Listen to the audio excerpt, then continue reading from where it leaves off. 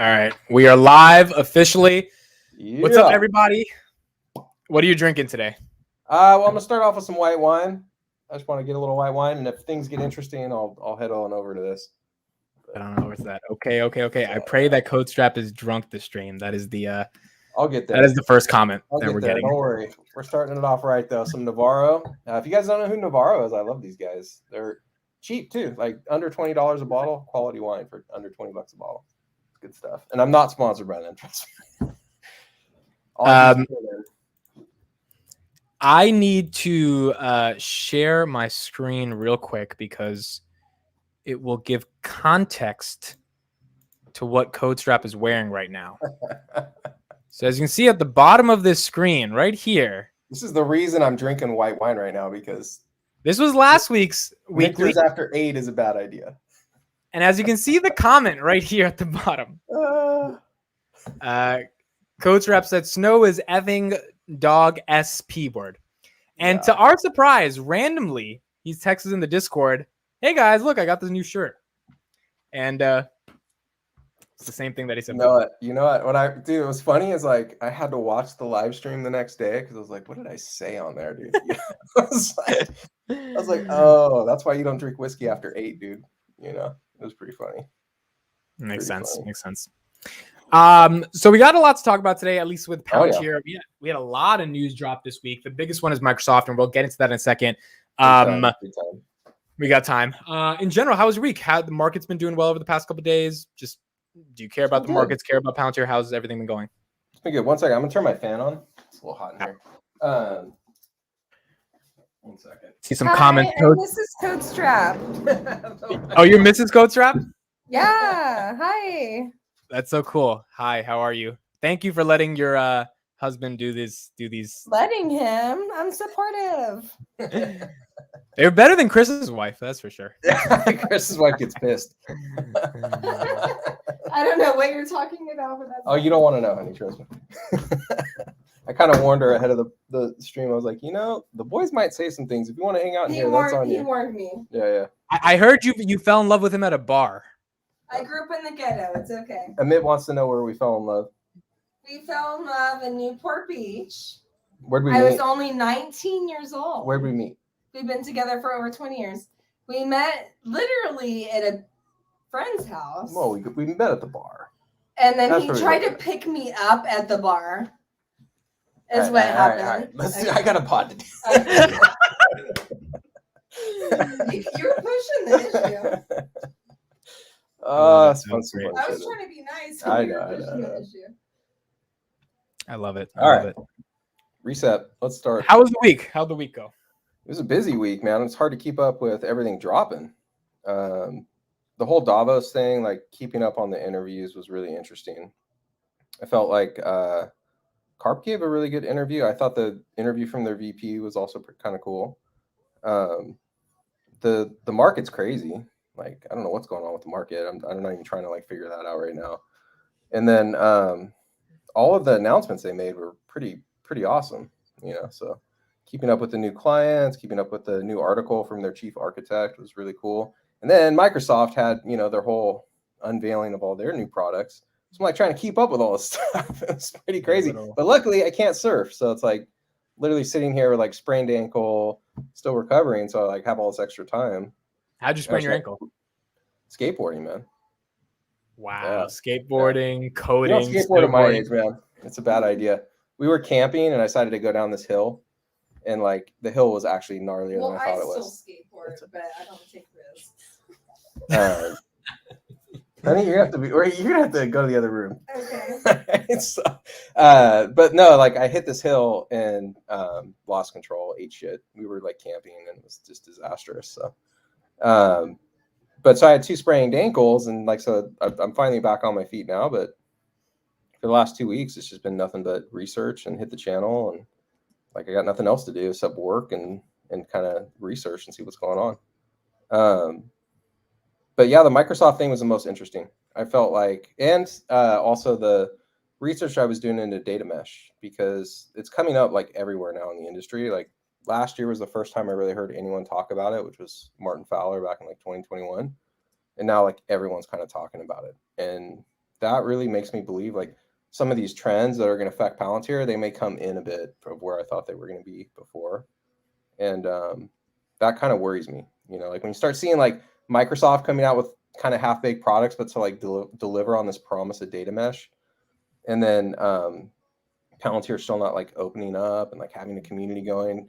It does worry me a lot, because people like me, like we're sitting around trying to figure out like how are we going to leverage this technology now? Now everyone wants data mesh, Right. And I just don't think there's any way for them to postpone much longer because the industry is going to move on, And I think let's start off with that. Those were some of your thoughts Yeah. in the comments last week. Chris was, by the way, Chris is not here, guys, because he's stuck in New York. He had a flight cancellation, so he was basically saying he's on restriction. He's on restriction. Yeah, he's in the doghouse. He was basically saying, look, Karp should be buying more shares and the communication sucks. And we never got a chance to really kind of ask you. So I guess two questions. Number one, do you want to see more insiders buying shares? And number two, how have you felt about Karp's communication over the past 2 weeks and management in general? I feel like, and the reason we're asking is the prices Yeah. become so depressed that it's like $6. You don't want to put in some more, you think it's going to I can't talk about the share price. I mean, like, I don't want to get accused of like stock manipulation or anything like that because I have a relationship with them. Karp's I felt that their communication about the share price was totally disingenuous. Like, I know this because every board meeting that I've ever heard of, we're sitting in there talking about the market and we're talking about the share price and we're talking about the valuation and we're trying to figure out like what we do, like markets matter. Maybe they're so insulated. I don't know. But like, do you think he had to say that to kind of reinforce that? I mean, what's he going to do? Like, I don't know. Like, to me though, it came across as almost like a lie. Like, you look at the stock price, you're talking about this. Like, don't tell me you don't look at the stock price. Like, come on. Like, it's not even the stock price. I mean, it really has nothing. The stock price, in my opinion, is not reflective of anything they've done. But the market in general is what we should be looking at because we're trying to plan out like where are we going to be in 3 years, and do we go for growth or do we batten down the hatches? Like, those have to be like conversations they're having, and because I know because those are the conversations that I'm having. It's like where do we go? There's a lot of uncertainty. People are trying to figure out like, is it time to grow? Is it time to survive? Is it time to go out and buy other companies? Times like this, like there's a lot of mergers and acquisitions too. Like M&A season is kind of officially on because you've seen the layoffs, right? You got who's Googling layoffs right now? Google layoffs every day. Go to the Google news feed. Just type in layoffs, go to news, and see how many people are being laid off. Like it's hitting the fan, man. Like, and I think that's something they have to be paying attention to. I guess the wrong question was, are you looking at the stock price? The right question would be like, what do you think of this market? Are you looking at the market? But I mean, the stock price is a reflection of the market. So I just felt the answer was disingenuous. Like, tell us what you really think, But he's probably not allowed to do that. It might be good to have like a analyst answer those questions or something, I guess. Well, I think one of the things he said was that he's kind of pseudo happy about the economic downturn because his argument was like all the startups that are not doing stuff that's important, like consumer social and advertising, those are inevitably going to fail or they're just going to lose runway, right? He said venture dollars have been a lot of people are losing runway. Yeah, 100%. 100%. So if the talent that is used in terms of software engineering for stupid social apps versus that being stuck at Palantir, I think his argument was like, we're doing important things, meaningful things, and the people at Palantir, their options are in the gutter right now, given the prices, but they're not going to be compelled to leave because A, they're doing meaningful stuff at Palantir, and B, they have to stay for the options to vest over the next 4 or 5 years. So he's like, I think his point was like, I don't think Karp made that statement though. Like the reporter that was interviewing was trying to link that, be like, hey, your stock price is in the toilet, people are going to leave. And Karp never really said that. But he was saying, look, people at Palantir are happy. They like what they're doing, and I don't think he explicitly addressed any of like the issues around like, oh, are people going to leave due to SBC or, anything like that. So I will say that like, in the industry, that can be a problem. People don't join tech companies who are the best in the world, the best in class engineer to because they don't believe the company is going to grow. It can get, all the emotions you go through, I'm sure, like watching your portfolio go up and down and tank or whatever.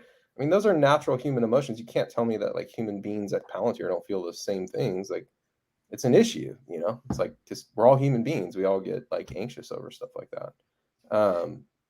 So I think it's one that they do really well with, though, because as long as they're distracting them with amazing, not distracting, but handing them these amazing projects to work on, they care less about that. And that's what I was going to ask you. Like, you're in the tech industry. If you're an engineer at Snapchat and you see the stock price go down, and you know your purpose is building, as Justin said this week on Money Talks, Coca-Cola ads to go in between nudes. Like, do you feel like that purpose is so much less, and the stock price just makes it so much more worse going down the gutter versus being a Palantir?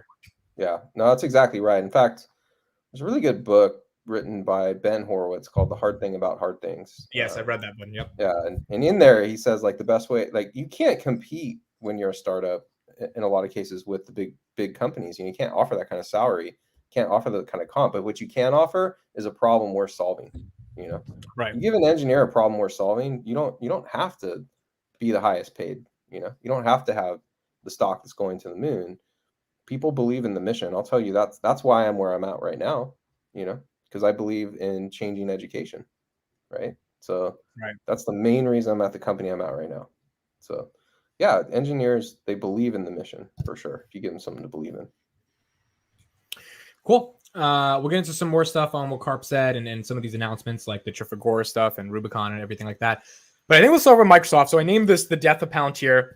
And the reason is not really to clickbait. It's more so just the question of, like, everyone has been saying in the zeitgeist. You did? You called it the death of Palantir? I called it the death of Palantir. Oh my God, bro. Because what I've been hearing all week is like, and not from like serious people, but from a lot of the people on Twitter, it's just like, oh, Microsoft's going to kill it. Like in our Twitter group with a lot of the serious Palantir folks, we looked at it. We're like, okay, it's interesting. We want to do a little more digging. We're like, it's kind of validating the space. We were like, we don't really think it's the death of Palantir, but a lot of people are like, oh, Microsoft's coming to kill them. So I guess in your words, can you explain what has Microsoft introduced? You just did an amazing video on it. So everyone check out Code's channel in the description to check out his video. And why is Microsoft introducing this? Well, I don't think Microsoft is directly responding to Palantir. It's like I was saying earlier, like the whole industry is bringing up data mesh now. Like half of what is data mesh? So it's a paradigm shift from this idea that there'll be this like central data warehouse where everyone goes and gets their analytics data. So this idea that like teams are going to have autonomy and they're going to produce analytics feeds that can then go through a platform where those feeds can be governed and consumed. There's no like central data warehouse, right? That platform should provide the ability to transform and manipulate feeds that you want to look at and be able to do so in a way that's governed and produce the data in a format you want to see it in. Right. So there's no like predefined way you look at the data. There's no pre-aggregated way. You're consuming analytics feeds that are pre-approved for you to look at for a specific purpose for a specific period of time. And that is brand new. I mean, that shit is like totally cutting edge. And in the video, I showed a clip from Fowler, who's like a legend. Martin Fowler is like, I've studied a lot of his work for over a decade. The guy's freaking incredible.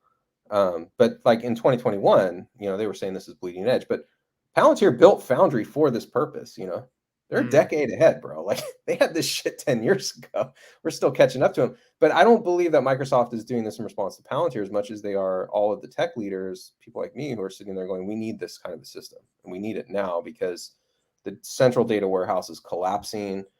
SaaS is multiplying at a rate we can't even control. We need to be able to get that data into our own data, like into our own ability to analyze it, not have it stuck in these silos out here that other parties control. Hopefully go more first party and get rid of some of these SaaS applications. You know, 70% of an organization's software is SaaS right now. Right. That's fucking crazy, bro. Like if you think about each one of those is some data silo sitting out there that some third party controls, unless maybe they offer an enterprise plan where you get to control the data. And what that leads to is this really disjointed experience. So if you're a person who works in a company like that, you're bouncing between apps all day long, you know? And like, if you're in like a really shitty place, like you're trying to analyze that data and you're jumping between like 15 apps to get one answer. That is not an efficient process, right? So like the industry has basically said, we want a platform like Foundry, but they don't know it yet. They don't know that they want that. They're circling. And that's what Karp means when he says we're solving a problem that's why it's hard to 100%. Sell. They don't 100%. I feel like in that video I offered a lot of evidence to support that claim. You know, when you have like a guru like that explaining the need for something that they have already delivered, they're like, yeah, they're legit. They did solve the problems we don't yet know we need. But there's a lot of risk there because if you watch Microsoft's sales pitch, right? Really compelling sales pitch, right? Like, who here, if anyone in the chat like works in tech or has a product company or e-commerce site or whatever, one of the biggest things we do is we look at the analytic data, we run A/B tests, and we collapse A/B tests around which tests perform better, and determining like where do we put the offer, where do we put the paywall, you know, like what profile should we present this offer to, and we're doing that all day long, you know, and we're doing it through all these various products. It's like 3, 4, 5 different products that we're trying to pull all that data through. And Microsoft just made the case of why they can be a unified data platform that can drive all of that. That's powerful, you know? Right. That's like a major use case that everyone in our industry can wrap their brain around immediately and go, that can 10x my revenue, you know, if I get this right.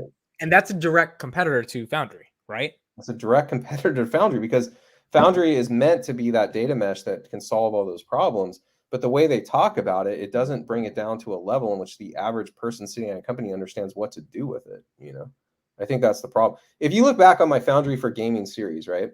The first thing I said when I saw this, I was like, this would make an amazing analytics platform. You know, replace Google Analytics, replace Heap.io, replace Optimize, replace fucking Amplitude.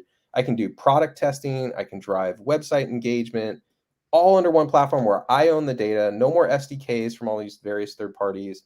I don't have to deal with their shitty libraries and all the invasive code they put in there. I don't have to get their data out through BigQuery or these other tools. I'll own it all. And Foundry gives me all the tools where my CPO or my CMO and their team can make all the reports they want, segmented the way they want, you know? But like, why isn't Palantir fucking doing that? You know, like, it drives me nuts, because I'm like, Microsoft comes out with a thin, shitty version of Foundry, and the first thing they do is present a way in which they can sell it effectively, you know? So that is frustrating on some level to me. I'm like, and it's a shitty platform. I mean, like, I went through it. It's not, let me rephrase that. It's a orchestration engine for a lot of existing products. So like, if you use existing products in Azure and through Microsoft, the thing that they've done is build this orchestration layer to make all those things more like a first-party integration, right? And but the issue is, it's like you're kind of still stuck with everything Azure, you know, and that's not where we want to get to. It's like, we want everything SaaS, we want everything streaming, we want every database, all the datas, right? And we don't want to be tied to a cloud provider when we do it, you know, because what's happening is, like, the cloud providers they kind of own you in a way, you know. You're so tied to them, you're so dependent on them. And if we go this next mile and become so dependent on them for the data mesh, there's no way you ever get away from them. Like, you will be tied to them forever. And so, like, I think that Palantir is offering a superior offering, because with Apollo, I can run that same data mesh, but I'm not tied to the way that Google does it. I'm not tied to the way that Azure does it. Completely independent, and I can flip a switch and turn off their workloads. That's an incredible amount of leverage to bring. Right.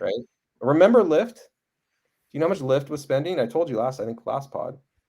You know, over $300 million with AWS, and that was after a negotiation, right? That's some big money, you know. Do you think, if you can't shift that workload, you have no choice, you know?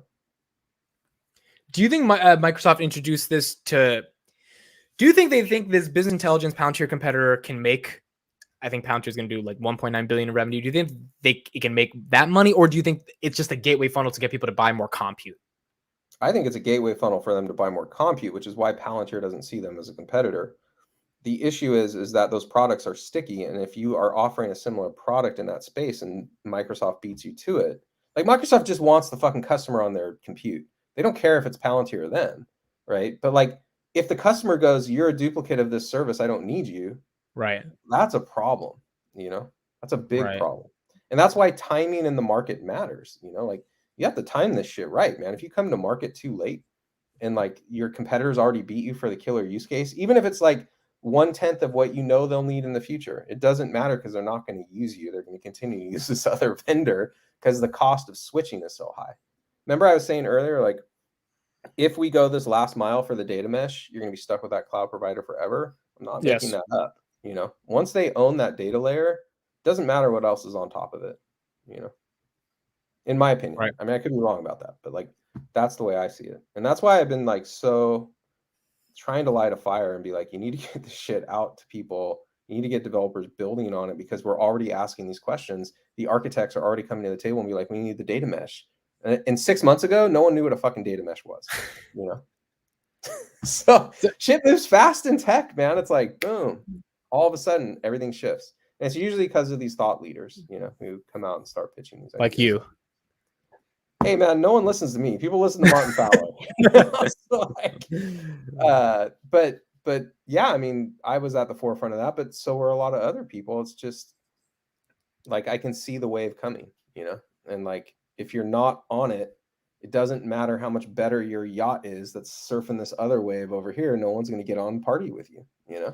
And you use Microsoft's smaller yacht. Why are you saying it's like not a shittier version, but not like Palantir's? Just Palantir's spent 20 years making theirs and Microsoft just cooked it up? Like, no, it's it's more like well, yeah, that. I mean, okay, Microsoft is just trying to solve this one layer, you know, this one data mesh layer. And it only integrates a small fraction of the data, but it might be the data they care about, you know? Like if I'm an Azure customer and I can do analytics on it and I can drive A/B testing and I don't need all these other, I'm not thinking that I need the whole, you know, entire organization on this thing. And I'm not thinking I need to consolidate SaaS yet. Just thinking like, wow, this solves all my analytics problems and I can drive better engagement and revenue. They're not looking, they don't even know they want to be on your yacht yet. You know, they're just like looking for like snacks at the snack bar on the yacht they're already on and be like, hey, this looks better, you know?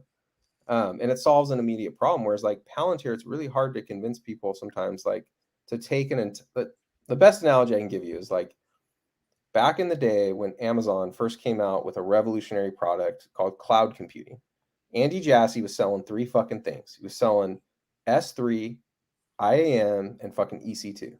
Right. And they solved real problems for people who could reduce their compute costs. Now, if he had come to the market with over 200 fucking products, people like me would have told him to fuck off. You know, like we just couldn't, there's no way we could wrap our brain around that. And yeah, that's where we wanted to be 10 years from then, you know, 15 years from then.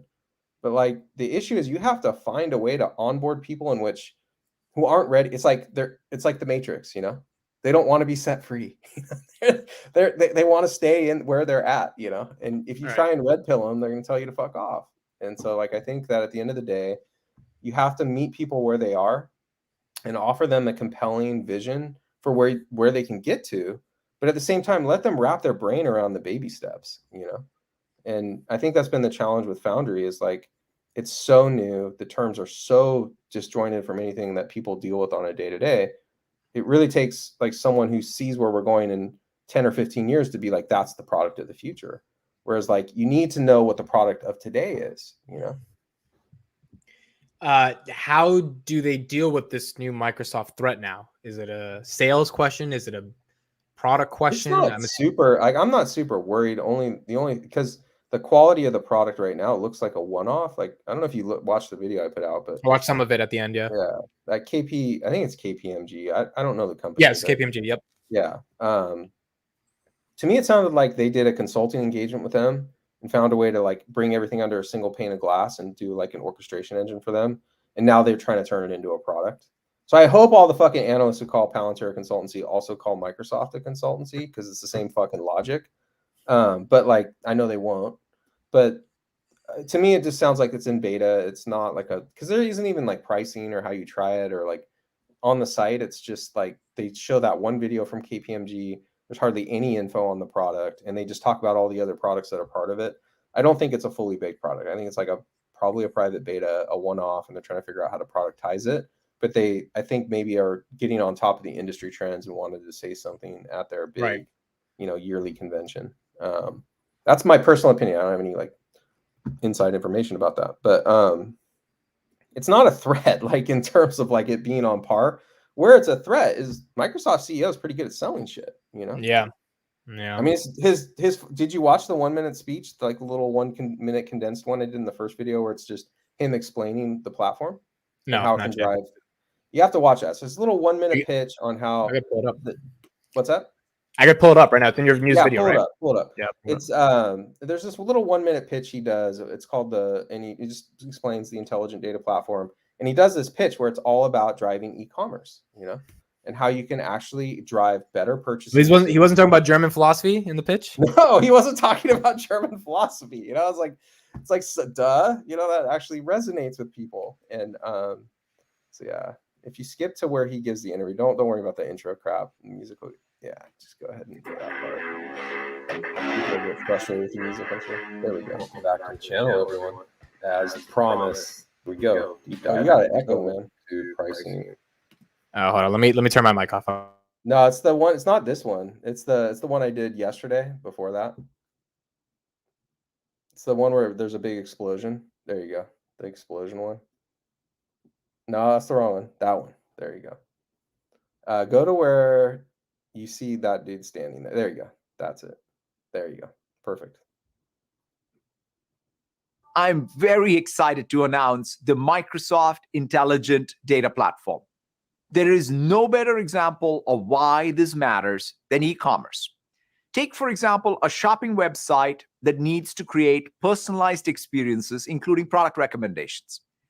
Real-time personalization means the website needs to capture new interests from current sessions and instantly match historical data to online session data in real time and at limitless scale. It's absolutely mission critical during peak events like Cyber Monday. The site needs to connect and correlate customers with products, inventory, suppliers, logistics, and even social sentiment, all while respecting customer data privacy. They can build their application on Cosmos DB or SQL Hyperscale. With Synapse Link, all committed transactions across these databases are now available in real-time analytics in Synapse. With Azure ML, they can easily retrain models based on this real-time learning and close the loop by deploying those models back onto the application. And with Power BI, insights can be shared across the company. All of this can happen within just a few seconds. So the website can offer the right product to the right customer at the right time. And of course, your service has to ensure it's compliant with GDPR and other privacy regulations. And that's why we have deeply integrated all of our data services with Microsoft Purview, enforcing governance across all these data assets wherever they reside. This is about bringing together all of our data products into one architectural fabric so you as developers can shift your focus to your creativity, to what you can uniquely do instead of spending time integrating data services and governance. All right, there you go. That's it, right? That resonates, bro. Like, I know that will drive business value for me. And like, we're already dealing with these problems like all the time. We've got like 15 different products trying to run A/B testing scenarios and figure out like I said, when do we present the paywall? When do we present the special offer? When do we do this? That shit drives revenue. That's attached to major dollars, man. Yeah. Have you ever seen Palantir come out with a pitch like that?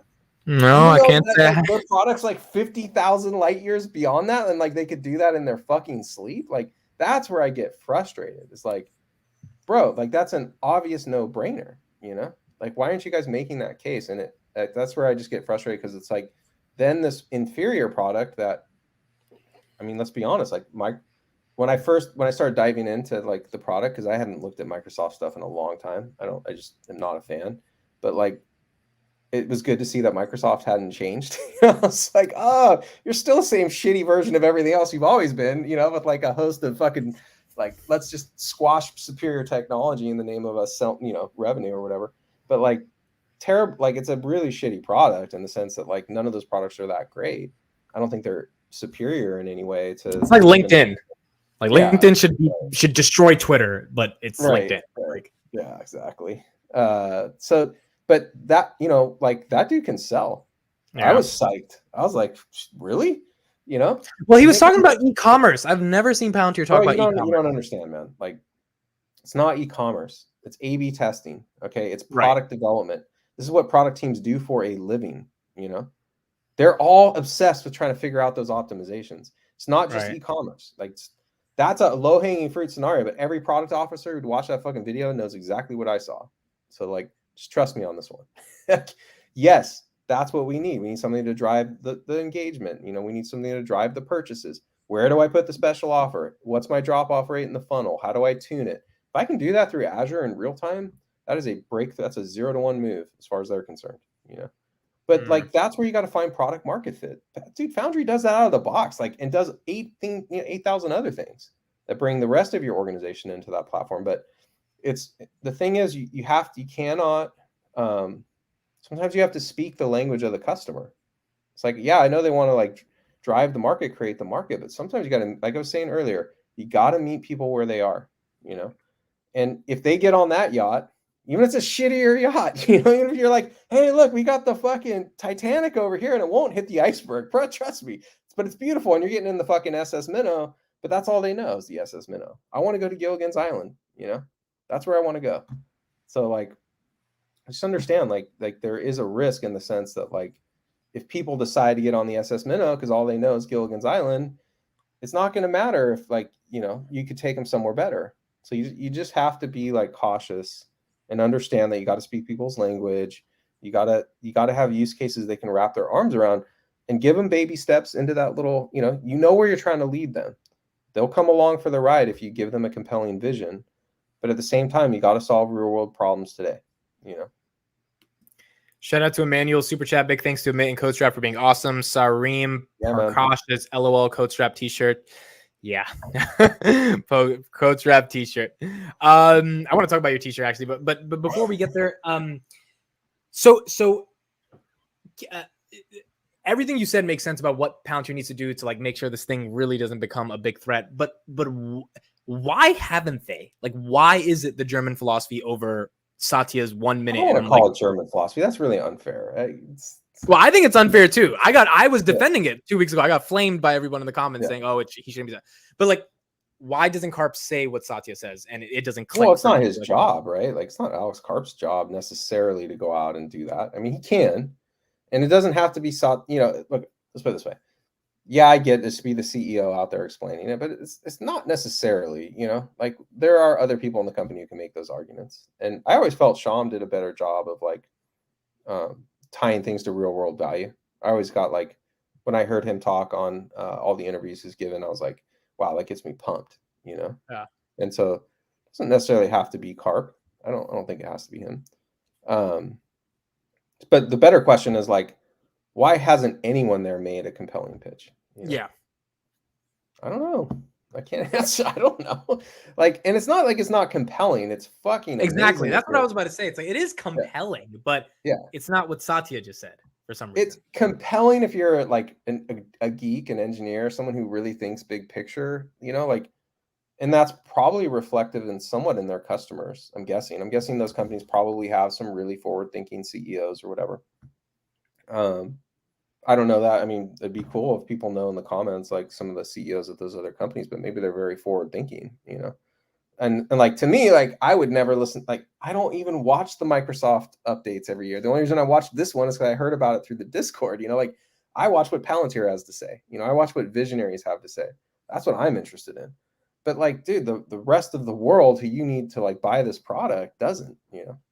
So I think they've got to like do some real soul. You know, I've been highly critical on their marketing and on their PR for a long time. Like people who follow me, they all know, you know. Go back a year and a half ago when I was on JG's channel ripping them a new one. I thought their marketing was dog shit, you know. Like you can't be so fucking high-minded all the time. You know? Yeah, I was just about to ask him, like marketing communication, it is everything. I mean, Peter Thiel and Reid Hoffman, they were kind of, I mean, they're sort of key theses where like you could have the greatest product in the world if you don't have distribution, it just does not matter. But that was an economics argument, right? That was like, if it costs too much to sell your product, then you're going to make off it. Then it doesn't matter how good it is. That's not the case with Palantir, you know? Right? But just in the context of, I guess, having brand awareness, like what I'm seeing is Twitter posts, YouTube videos, and like LinkedIn content. Like, I guess, do you think there is a like very differentiated way for them to pierce through the noise of the industry and get people to like care about them? I love their culture. I don't want them to change who they are. I don't want them to change their DNA. Like they just fucking need, like, this is why I've been harping on a developer community. Is like, if they would just get a goddamn person who can reach the developers and make those arguments under the radar, they don't even need to change their grand vision. Like, honestly, you can do a bottom-up approach, but like someone has got to know what this thing is used for besides just me, you know? Like, so it can't just be me and the fuck against the world to try and teach people what Palantir does.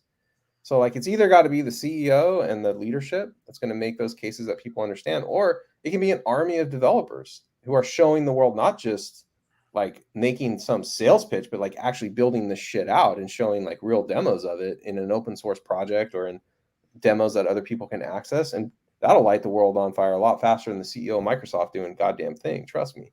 But like people keep underestimating the power of a developer community. And like I've even heard you say, Amit, like you don't see the value in a developer community. Look, motherfucker, this is what drives innovation.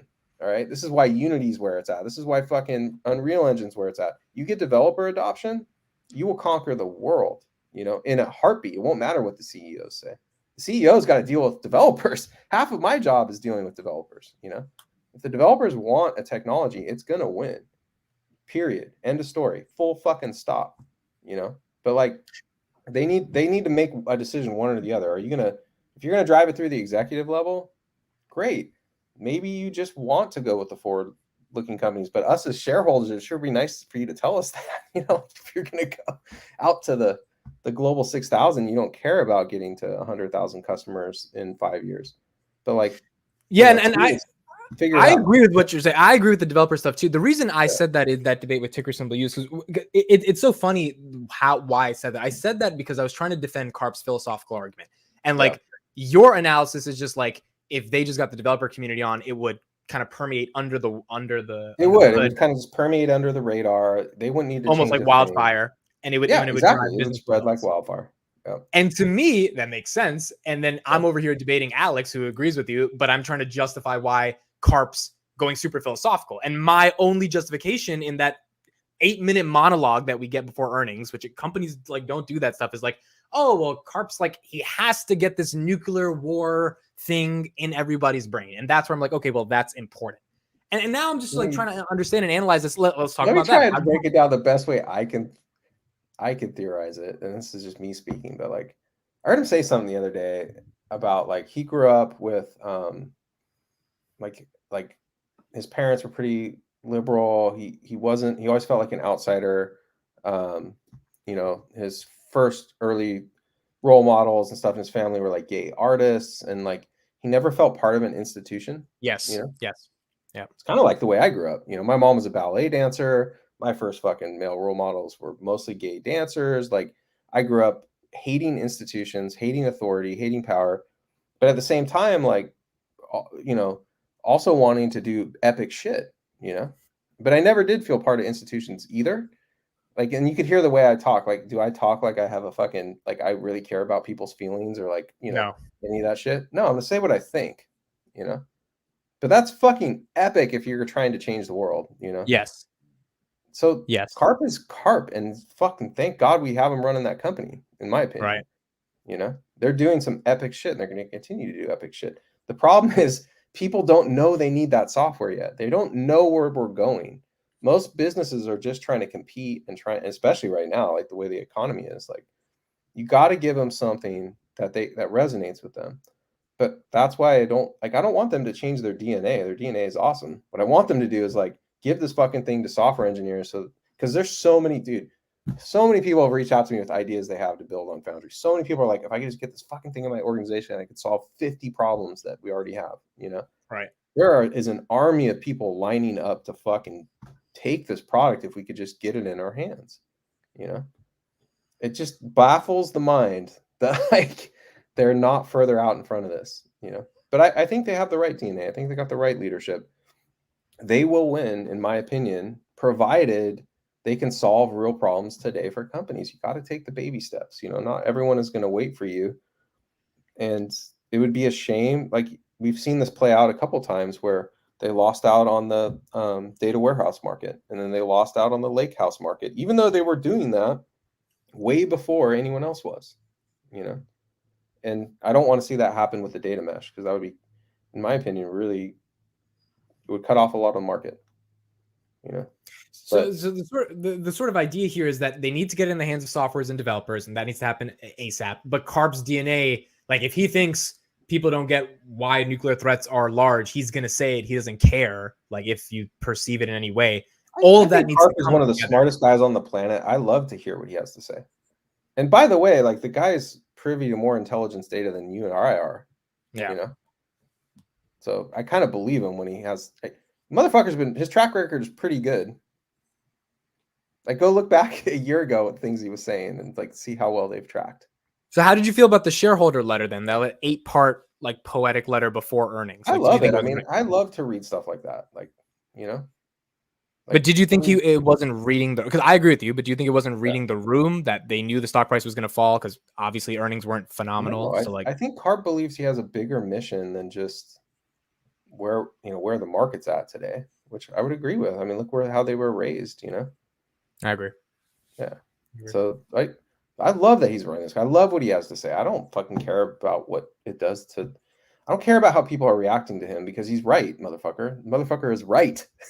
So like, the only issue is that like the problem is that all these other companies are dealing with real world problems, and there's this wave of innovation coming. And if they don't position themselves and time it correctly, it's not going to matter if you're right or you have the best product.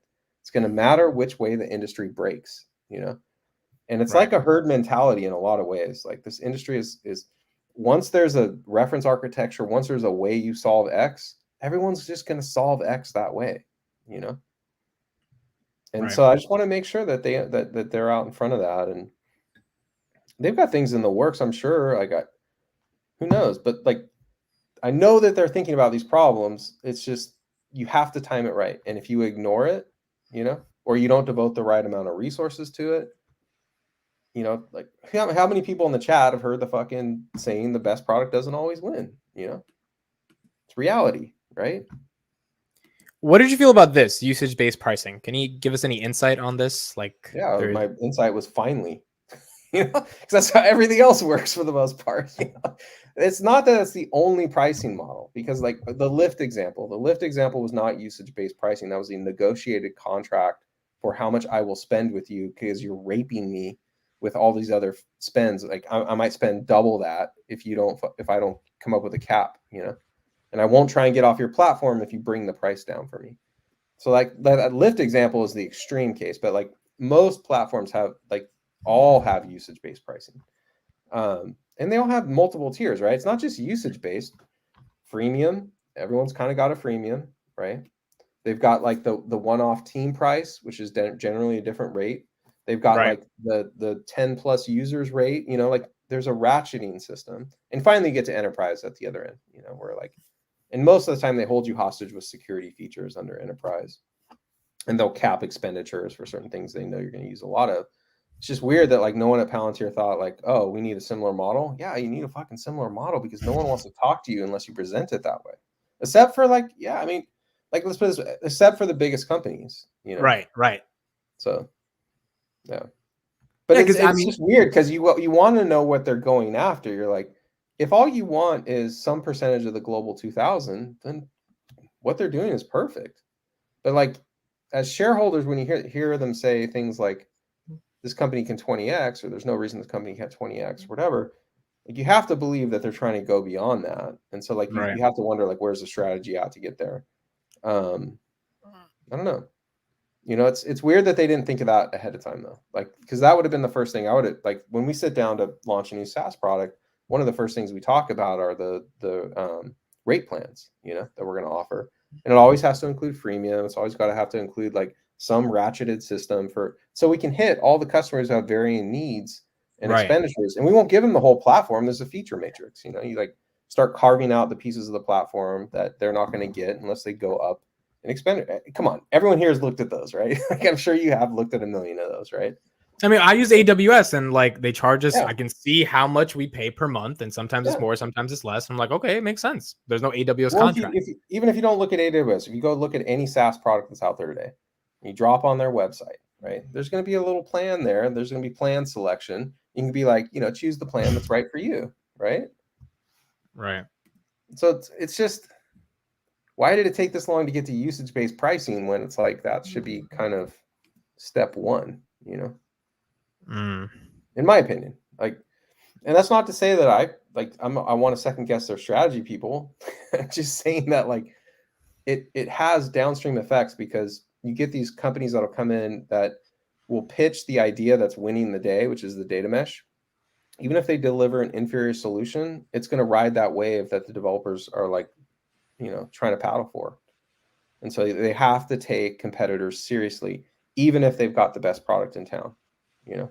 And maybe on some level they need a little humility, you know. Like, yeah, you have the best tech, you got the best engineers, you got the best leadership, you got the best of everything. There's no reason you shouldn't dominate the world. At the same time, you need more humility because there's just, you can't see the future, you know. And I always say, like, the competition gets a vote, you know. It's like the competition gets a vote, motherfucker, and they're inbound and they're not carrying fucking teddy bears and chocolate, you know. So like you have to you know, defend against them. You have to compete against them. If you pretend that you can just be over here doing your own thing all the time, it might not work out the way you think, you know. No, it makes a lot of sense, and I think ultimately we're going to see how it plays out. I think one of the things in the CNBC interview where Karp was like, "I know what they're going to write 2 years from now," and he's just. I loved that, by the way. I was like, "Fucking." I was like, I wanted to high five him through the screen. That was so cool, you know. Yeah, he's just like, I know what they're going to write. He's like, why should I read these reports now, especially when the macro is down? They're going to say whatever they want to say.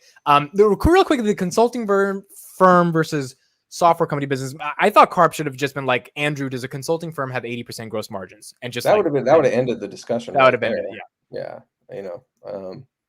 And that's the one I've heard thrown out there quite a bit. Is like, I mean, if you just look at the margins, I mean, Jesus, if you just watch my videos, you know they're not a consulting firm. You know, like, I mean, literally I built in less than a day an analytics engine that could, you know, with like maybe a few more weeks of work, compete with what Microsoft is offering right now. How is that not a product? And I did it without even reading the fucking documentation, you know?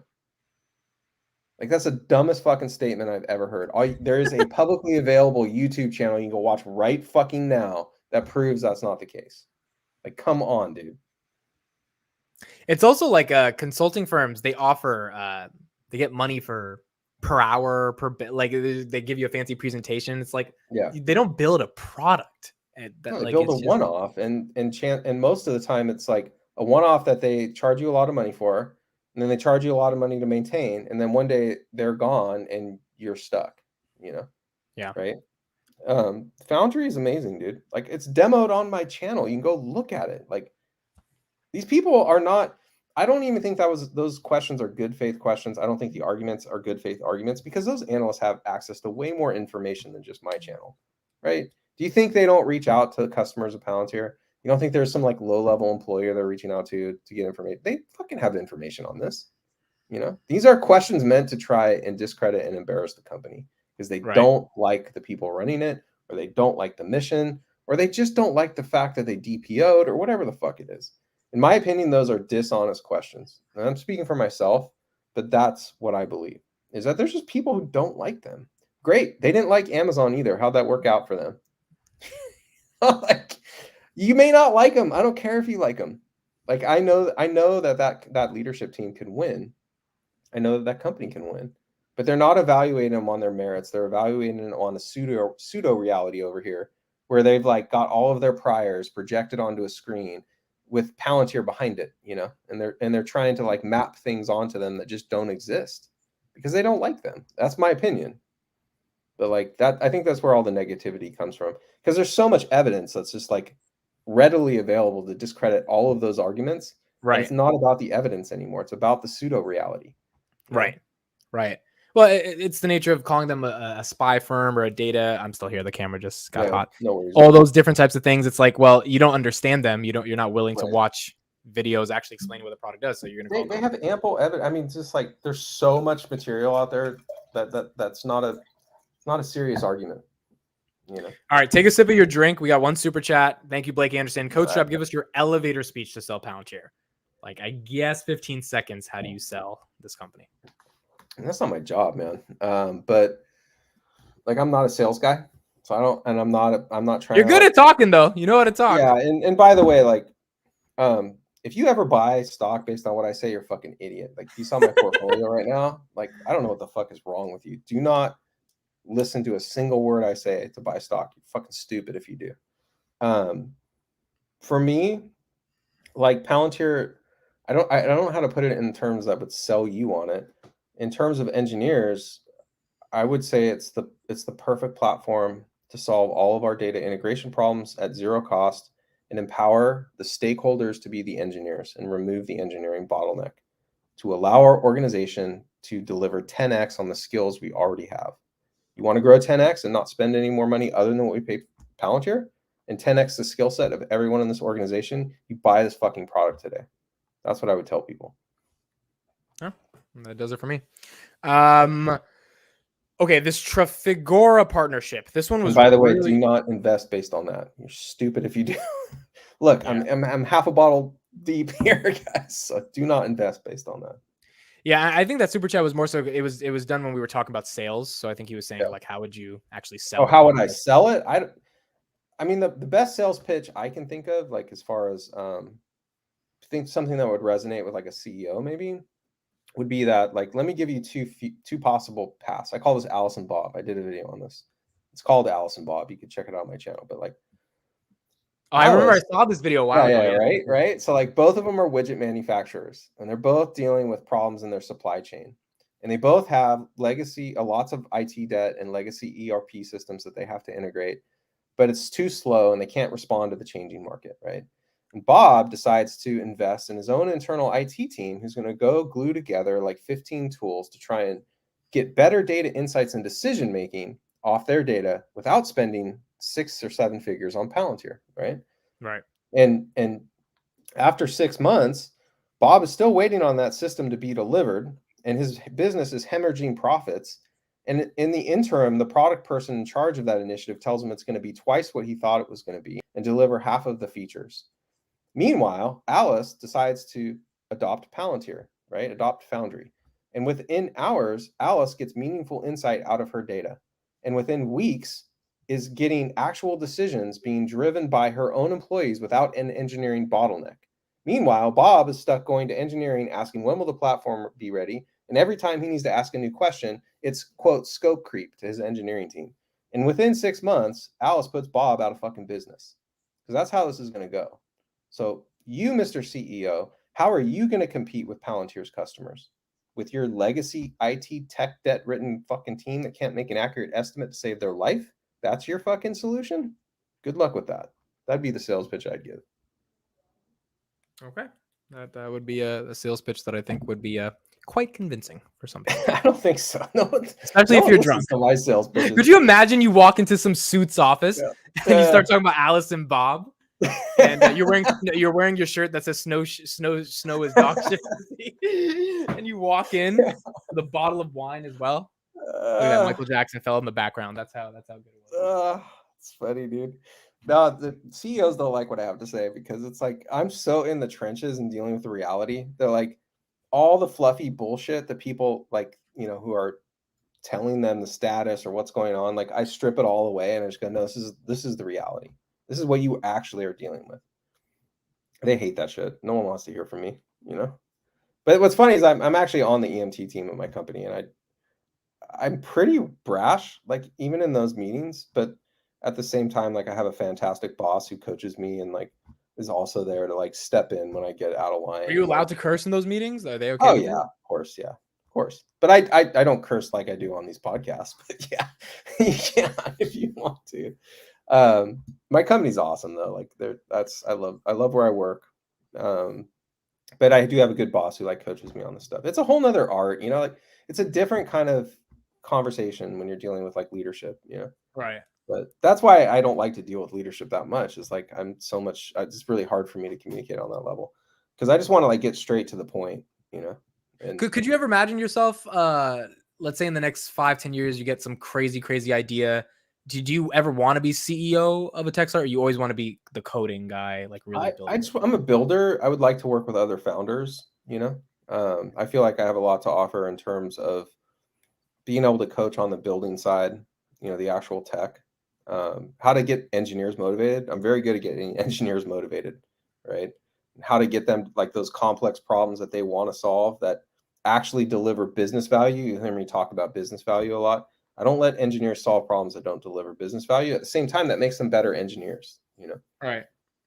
I love working in the trenches, but at the same time, I like strategy and I like to work with people who are good at dealing with boards and good at making the pitches and stuff. So like that's why I love where I'm at right now, because my boss and I are such a fucking awesome team, But like Right. the macro worries me on some level. I'm looking out towards 2023 and like seeing storm clouds on the horizon. So I just hope everything's gonna be okay. But yeah, love the company I'm at. I'm just hoping for resiliency through this. I really see like a 2 to 3 year period where things are gonna be really rough. Yeah. At least I work for startups, man. Like it's a whole different world. Yeah. That whole raising money thing, that happens all the time, and you have to really worry about the next round. It's a little different when you're a publicly traded company, although you still have those problems. But yeah, so I look out, I'm saying 2 to 3 years before this subsides at least, especially in the startup space, unless you're going to take a down round. If you're willing to take a down round, maybe you have to in the upcoming years. But my hope is that where I'm at, we have some really good people and some really good innovative ideas, and that those actually deliver. But like, I think macro, you have to be concerned, like especially if we don't get things under control really soon. Right. Remember that I was telling you like last week, I was like, I always thought like the Fed would have the decision between like tanking the stock market and tanking the fucking economy, and they managed to do both somehow. It's like, woo, nice job, motherfuckers. Like how in the world did we get to this place? And I'm just like, you waited how long to raise interest rates? And this idea that there's no such thing as an inflated asset, like, is that true? Like, is that really a theory? Like, you can't have an inflated asset? That's unreal if that's the theory, Yeah, there's no. Well, it's the idea that the dollar is always like, correct me if I'm wrong, the reserve currency for the world. So even if it inflates and the U.S. debt doesn't really matter, because it's like that's why there's. But it's stupid. I mean, yeah, it's stupid because the economic damage that the decline in the dollar does to all the people who buy U.S. dollars to back their debt is like 10 times what it is here in the United States. Yes. Like I used to live in Costa Rica. They backed a lot of their debt with U.S. dollars. And every fucking time we would do something stupid, we would feel the pressure down there in terms of prices, like 10x what you motherfuckers up here are feeling. So like eventually the world's gonna get fed up with that shit. Not to mention, like, if you're Vladimir Putin or China and you're starting to go like, why am I holding all these US dollars if I can't use them? Like there are bad people in the world who are gonna stop using USD if every time they do something. Granted, what Vladimir Putin is doing, I think he should, like, I wish the guy would cease to exist. The fact of the matter is that really bad people are going to start to go, maybe we should get other countries who we influence to get off the dollar, so like we can actually use the money we have, when we do horrible shit. So like all that theory is like some Harvard guy with like a PhD making shit up. That guy has no power. He has no fucking say. He's not dealing with the fucking aftermath of that decision. He's got a model and a computer and a PhD on the wall. That's where that theory came from, And we're seeing how accurate that is. It's not accurate, right? Right. And where are those motherfuckers when they're proven wrong? Right? Like, where are they? Who's holding them to account right now and be like, no, you were wrong. Can I have your PhD back so you don't like mislead the world next time there's like a serious issue to discuss? Fuck, dude. I think we have too many colleges in this country. I swear to God. Well, yeah, and a lot of those colleges, I mean, a lot of them are teaching a lot of different Marxist principles about the nature of reality. Oh, you're not sucking me into that one. All I'm saying is that an economist from Harvard who has a fucking PhD who says that you don't have to ever worry about inflation again because the US dollar backs all the world's debt is a fucking moron. And he should not have, or she should not have, a fucking PhD in economics if that's their theory. Like, it's so funny because when I did debate in high school, I remember we had to like make rebuttals to like inflation arguments, and I remember cutting in debates, just like finding evidence. And I was like, oh yeah, the U.S. is the reserve currency, inflation doesn't matter, and I would win off those arguments because I knew how to sell it. But it's like the fact that they existed, it's like, well, why is snow actually dog shit pussy? Or is it not just actually? It's not, right? It's just no. It's a good. But it product. kind of is, right? It's like, a good product. No, it's a good product. It solves real problems we have, especially data sharing without replication. When it came out, that was really unique. Along with their architecture, like they have a really cool cloud architecture. Like I did a video on Snowflake's value explained, right? Like go look it up. and I've spent time on the platform. I like the platform. What I don't like about the platform is that it's it's kind of like proprietary. You do have like a whole proprietary layer of all this crap in there. They have like a proprietary SQL engine. Not all of it is proprietary, but it's a bit like SBT, where you get like this layer that's proprietary, and all the cool shit it does is proprietary. Like all the stuff you want to take advantage of, you got to be like locked into the platform. The other is that it's just really a data warehouse, and all of the other features that have been added onto it were very like halfway baked. And I feel like they're running so fast that they're about to trip, because none of those features are really well thought out, in my opinion. Databricks would be a better example of a company that has spent probably 15 years or 10 years, whatever, about 10 years probably, perfecting their craft. And the people who founded it, are amazing. So I would point to like Databricks as like a company that I would choose over Snow. Right. It's not a bad product though. Like I don't want people to think like, oh, I think their product's terrible, which is why I didn't put Snowflake as dog shit pussy. It's like I put the stock symbol because like I was always, my mind was just like, who the fuck thinks a columnar database has a fucking 80x sales multiple attached to it? You are stupid. There aren't enough engineers or data scientists in the world to use that product, like to justify an 80x or whatever. Why did Warren Buffett back it then? What's that? Why did Warren Buffett back it? I don't know. You think he just got like someone told him it's an easy 10x real quick? Because he sold at IPO, so I think he made his money off of it. Did he? How much did he make off it? 800 million. Like, I mean, what was it? Like his margin? What was his margin? Well, the IPO to 250. I think for last time I checked, he bought in at 120. I could be wrong on that. I have to check, but it was a decent amount of money for a guy who doesn't do tech at all, right? I mean, you don't need to do tech to invest in that shit, Did you say they don't have any tech? Is that I know I said you don't need to do tech to invest in that shit. It's like it's got an obvious fucking time horizon. It's got an obvious cap on the amount of people that can use it, right? Like it doesn't matter if the rest of the market is euphoric. I bet you his fucking researchers are telling him this thing will max out. Like the research I did in my own slide deck was showing the fucking market potential. They only had like 10 or 12% of the market, And wait, what do you mean they have limited market? 100%, it was still like worth a third to a quarter of what it was trading at, Well, why do you mean they only have 10 to 12% of the market? Can't like the whole world use data warehouses and stuff like that? Sure, they could, I guess, in theory, but the whole world doesn't need to. There's like 5,000 people that do, Okay. And maybe I'm off on the order of magnitude, but it seems to me like it's around in the thousands. The only people that need to use that shit are data scientists and analysts at decent companies, and there aren't that many of them.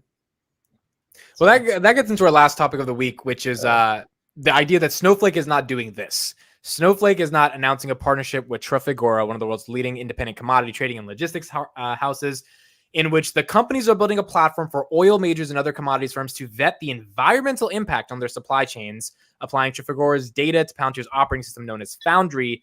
Alex Karp says this is going to be one of the biggest things we've ever done. It's a pretty big thing. The CEO says the market is massive in terms of size. I think it touches everybody.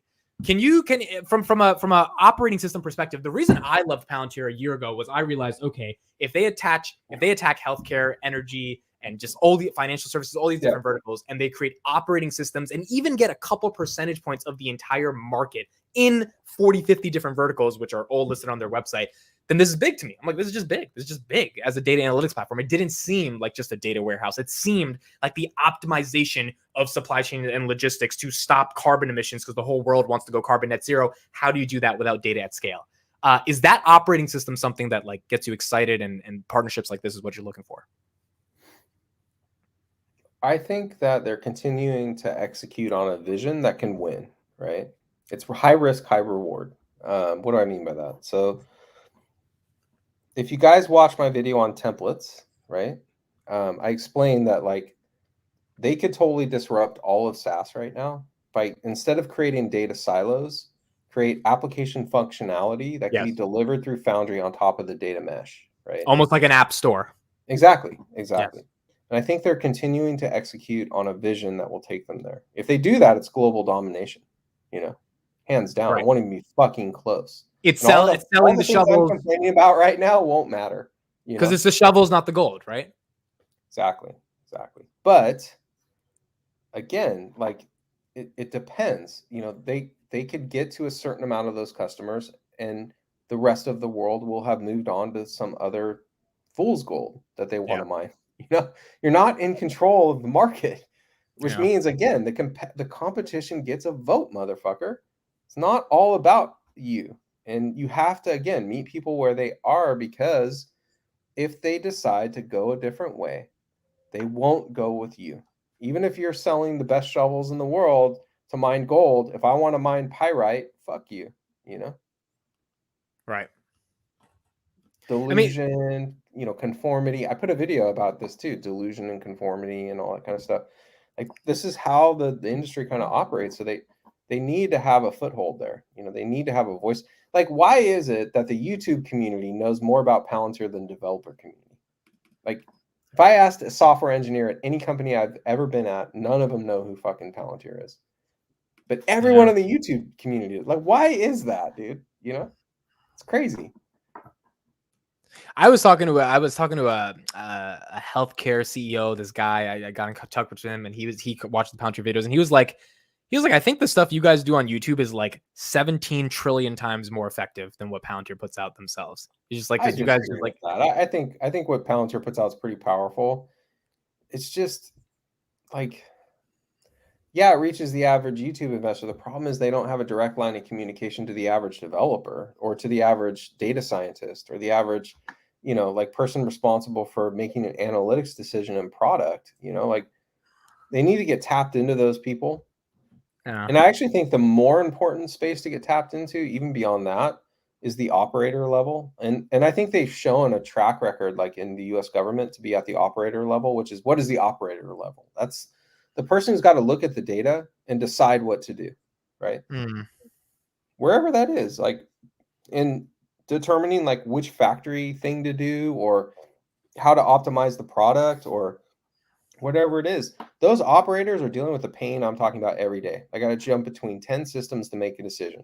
I've got to get this part delivered to this factory, and to do it, I got to go through 5 different fucking parts of this ERP system. They all suck, and by the end of the day, I want to drink this whole bottle of wine because my fucking job sucks, right? Like that's who they got to reach at the end of the day. I think the operator level is the way in, at least on the broad market, on the broad base. But they've got to come up with a way to like deal with the competition. I think the operator would be better than, maybe in some ways, than going after the people attending like Microsoft Live or AWS reInvent or whatever. Maybe it is the operator. I don't know. But like on some level, they're going to have to find a way into the broader market than just the visionaries. Because right now, like when I look at the people who are coming on board with them, they know, they get it. They see what I see.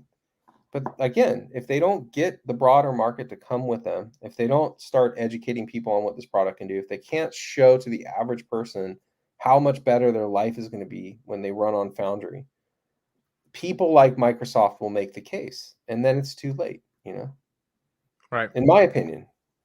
I could be wrong about that, but like, no, I mean, you're saying something logical. I don't think there's anything wrong about that. What's Microsoft's kill rate against any other company? What's Amazon's kill rate against any other company? It's in the 90s, motherfucker. Like, it's high, right? Like, don't think you're immune. You're not immune. Yeah. Would be my message. All right. That ends it out. Thank you for joining the weekly. Chris, now you're in the freaking chat. No, we got to hang out. Chris is like, sup, guys. Chris, I don't even have my could have showed up a little bit, huh? A little earlier. They need a freemium tier. Do they need a freemium tier? Well, they need a freemium tier, 100%. It's kind of the pay as you go almost. Yeah. It's just so people can understand it too. Like, what is Foundry? Like, we'll go to the freemium tier and find out. Especially for developers, absolutely, you got to have one. Jay's in the chat as well. Jay, you didn't answer the Discord, bro. I said, Jay, you still on for tonight? You didn't answer the Discord. Shovel's not gold. Yeah, we talked about that. I'm not tracking. I see them as selling the real estate where everyone else will build on top. Yep, I agree. That'll be the platform. Well, I mean, assuming everyone else doesn't decide to like go build a fucking hut on top of the waterfront in the Maldives. You never know where everyone's going to go, man. You can be standing there with the shovels and the gold and the fucking, you know, build the house. But if everyone decides they want to go live in the Maldives, then you're SOL. You know. Do you think management is holding off going very aggressive on commercial to straight line their revenue a bit, given GovRev is chunky and unpredictable? Sorry. It's funny. All right, let me Do you what think was that? management is holding off going very aggressive on commercial to straight line their revenue a bit, given GovRev is chunky and so they're kind of stretching out the Q1, Q2, Q3, Q4 rev. I'm such not a financial guy. Like, I really wouldn't know. Yeah. We all know governments, you know, go like the government spending goes up and down. The thing that I'm most impressed with is their role in the war in Ukraine.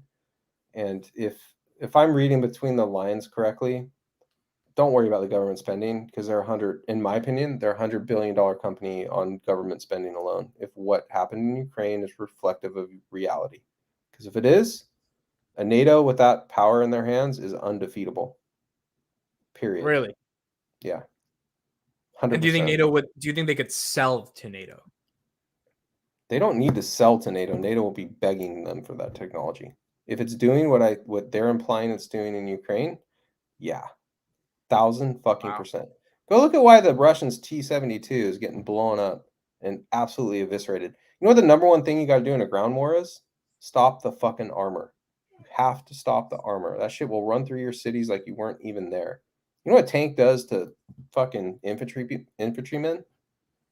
Like, I don't think you guys understand.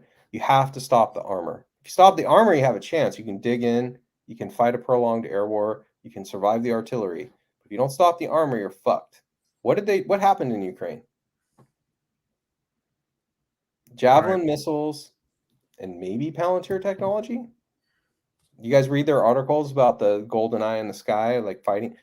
If they provided them with like the visibility and where those tanks were, and that applied the Javelin missile to kill them all, and Karp is saying like they're digesting it, that is a game changer, dude. Changes the entire landscape in NATO overnight. It highlights a potential misreading of Cathie Wood's thesis, which is that she feels the government business will slow down. That's why she liquidated 37 million shares. If she truly believed in Palantir, she would have believed that the inevitability of chaos would validate their business model. Give you some insight into Cathie Wood and her thesis there. Karp said, if you pull the plug on troops, they will never trust you again. Yes. Right? If you pull the plug because you're unpopular, they will never trust you again. And Cathie Wood is complaining about their lack of competitiveness due to some unnamed third party that might have a technology like theirs. Yes. Who do you think has better insight into the U.S. government and their spending patterns? Alex Karp, who's stating facts and reality, or Cathie Wood, who's spitting fucking nonsense? You know, like he knows what wins government contracts. It's trust. Period. End of fucking story. Do I trust you, motherfucker, to bring my people home alive or not? Period.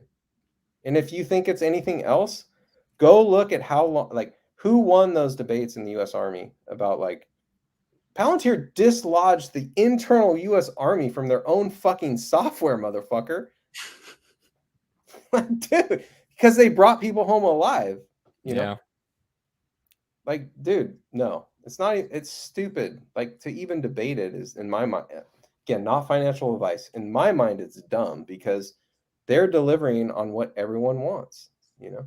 They're delivering on the promise, which is, we'll bring you home alive and we'll defeat the adversary. And let's hypothetically assume a company can do 80% of their software for 40% cheaper. It's still the trust component that you think secures deals, right? Look, man, I don't know about you, but like if I was someone who was in charge of a lot of people's lives, I probably don't care about the marginal cost differential, you know? Yeah. I care more about like, does your shit work, you know? Is it going to deliver? I mean, again, these are the most high stakes environments ever. Sorry, Mrs. So-and-so, that your husband didn't come home because I wanted to save 50 cents on the dollar. That doesn't happen. Right. Maybe egos get in the way, but it's not about a cost differential. I mean, maybe in 10 years, if things keep going the way they are. But at this stage, it's not about a cost differential. Yeah. And so the argument that the government's kind of they do it from the cheapest case. It's like it works in some governmental contracts, but when you're talking about mission critical stuff, it's a little bit more Who difficult. the fuck do you think is the first person on the phone when there is a crisis like Ukraine? Is it a coincidence Palantir was like the first company on the ground there helping with the refugee crisis? Not that they weren't, but if you think that's the only thing they were doing, and mysteriously all the T-72s got blown the fuck up like 6 weeks later, you're out of your goddamn mind. You know how you blow up a T-72 with a fucking Javelin missile? You know where they're at. Because they dome those motherfuckers, you know? It's not line of sight. So just let me tell you, dude, like, in my opinion, they've been involved. Everything says they've been involved. I have no inside information about that. I have no idea, but based on what they're insinuating and the kill rate of those tanks and the fact it's all been Javelin missiles, how could they not be involved? Right? Like, Yeah. I mean, everything they said this week is like making me think, oh, yeah, and they're digesting it. What does that mean? It means that NATO has a new leg up. And if it's the advantage that this war is showing it is, bro, 100 billion just on the government, in my opinion. And do not invest based on that. You're all idiots if you do. I've had this much wine. So, like, if you're investing on those decisions, you're stupid. But, like, in my opinion, I think that they were basically saying we're a game changer. We proved it before, and we're proving it again. You know, at least in the field, Right. you know. All right. I think that's the way to end it. That was good. That was fun. Great discussion. Yeah, I think the Microsoft thing was on everyone's mind. Chris says, God, I have so much information about Palantir's Ukraine involvement. Chris knows more than you, CodeStrap. He has the insight. No, he does. Yeah. And like, actually, his research was really invaluable in uncovering some of those earlier debates back in the day about like the Army system that they were trying to develop versus Palantir system and why Palantir won. Just a heads up, like my family served in Afghanistan and Iraq. It's very personal to me, like, and in the intelligence space as well. So like for me, it's like, I'm glad Palantir is there. Our family's glad Palantir was there, you know? Right. So yeah, for sure. All right. Well, that's it. Thanks so much, Coach Rap, for being on. Are you doing anything for the Memorial Day weekend? Doing anything fun? Fishing. Straight up Sunday. It's on. We're headed out. It's gonna be a good day. Hopefully we'll catch some fish. We always catch something, but it's like, I don't know, it's never in season or whatever, but we'll see what happens. And then tomorrow is there's something else we're doing tomorrow. I forget. I gotta ask my wife, but there's something else we're doing tomorrow. Usually Saturdays and Sundays you're totally not working at all and not thinking about work. Oh hell no. I work every day pretty much. So yeah. So Saturday, Sunday you are working still? No, not this weekend. Most weekends I am. Weekends. This weekend I'm off. I'm like, let's chill, let's relax. I worked so much too over the week. I think I did like 15-hour days, like pretty much every day this week. Just coding. It's not just coding. I did some for the channel. Like normally where I would like get a bit more exercise, I was just doing the channel because I can't fucking exercise. So I was like, whatever. And then also at work, I got a really cool problem I was working on. So it was like big time. And so like I need a fucking weekend to just like decompress and relax. So but yeah, fishing Sunday is going to be amazing. Hopefully we'll catch something we can actually like take home and grill. And then I forget what was up tomorrow. We're doing something tomorrow. I just can't remember what it was. But yeah. You're reading classified documents from 20 years ago, trying to understand your Palantir investment thesis a little bit more. Oh, absolutely not, man. Unplugging, bro. And I hope you get out too, man. Go have a barbecue. Go hang out with some friends. I've got work tomorrow, and then I got startup stuff. Go to the trying to finish raising this round of capital, man. We're getting close, so I'm working. All right, well, take a break. Maybe go have a barbecue with your family, man. Like best thing in the world is barbecue with the family. So. Yeah, it's Sunday. We're actually going to a barbecue Sunday in my neighbor's house. We actually are. So nice, man. Nice. All right, Code. Thank you for being on. Appreciate it. We'll probably see you again very soon. And yeah, thank you all 200 people for being here. CodeStrap's channel in the description. You must subscribe to it because you got to know about Palantir. Check out his Discord. And thank you all for being here. We appreciate it. Love you guys. Talk to you. Bye. Bye.